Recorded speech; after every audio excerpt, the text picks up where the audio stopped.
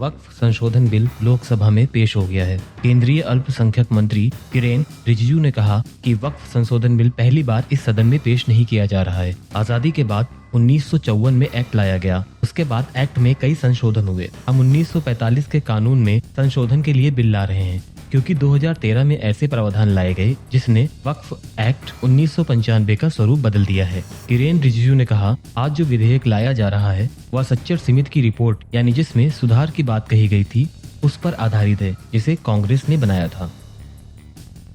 किरेन रिजिजू ने कहा, वक्फ बोर्ड के अंदर 12,792 केस आज पेंडिंग है। ट्रिब्यूनल में कुल 19,207 केस पेंडिंग है। क्योंकि इसको हम सब खत्म नहीं कर सकते, टाइमलाइन बहुत जरूरी है।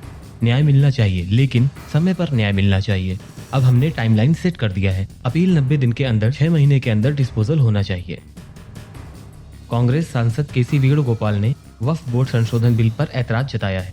उन्होंने बिल को संविधान के खिलाफ बताते हुए कहा कि सरकार बंटवारे की राजनीति कर रही है। इस तरह की राजनीति नहीं चलेगी। उन्होंने कहा कि वक्फ के पास दान की गई संपत्ति आती है। इस बिल में सरकार यह प्रावधान कर रही है कि गैर मुस्लिम भी गवर्निंग काउंसिल के सदस्य हो सकते हैं।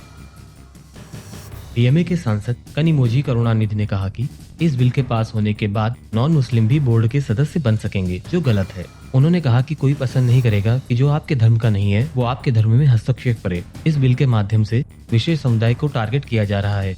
यह बिल मुस्लिम और अल्पसंख्यक समुदाय के खिलाफ है। वक्फ कानून का नाम बदलकर एकीकृत वक्फ प्रबंधन, सशक्तिकरण, दक्षता और विकास का अधिनियम कर दिया गया है। जानकारों का मानना है कि प्रस्तावित संशोधन इस कानून के नाम से मेल नहीं खाते हैं।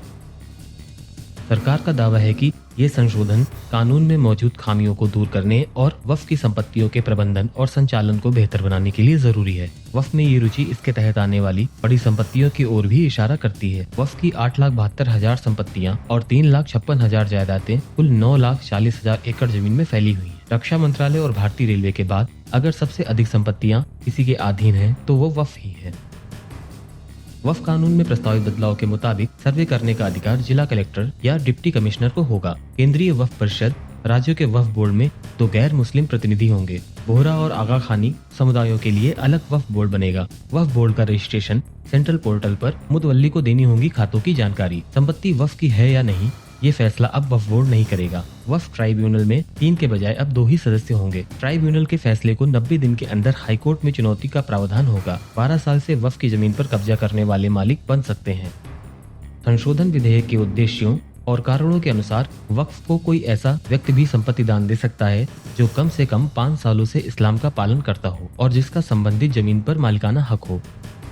वक्फ बोर्ड के पोर्टल के जरिए मुतवल्ली यानी वक्फ संपत्ति की देखरेख करने वालों को खातों की जानकारी देनी होगी। इसी के साथ सालाना 5,000 रुपए से कम आय वाली संपत्ति के लिए मुतवल्ली की ओर से वक्फ बोर्ड को दी जाने वाली राशि को भी 7% से घटाकर 5% कर दिया गया है। वक्फ की संपत्ति का संचालन करने के लिए वक्फ बोर्ड बने हैं। देश भर में करीब 30 स्थापित संगठन हैं जो उस राज्य या केंद्र शासित प्रदेश में वक्फ संपत्तियों का प्रबंधन करते हैं। सभी वक्फ बोर्ड वक्फ अधिनियम 1995 के तहत काम करते हैं।